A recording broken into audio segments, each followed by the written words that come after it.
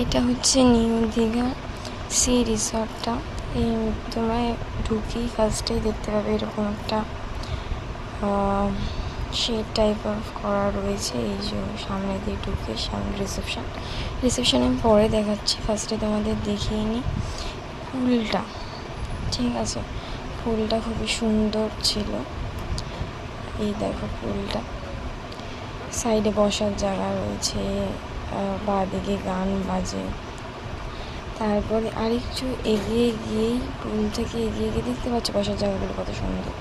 তারপরে এখানে রয়েছে বাচ্চাদের জন্য একটু জায়গা, যেখানে সন্ধ্যেবেলায় বাচ্চাদের নিয়ে আসলে খেলা করবে। এটা হচ্ছে বাথরুমের ট্যুরটা তোমাদের দিচ্ছি। রুম ট্যুরটা নেক্সট ভিডিওতে আসবে।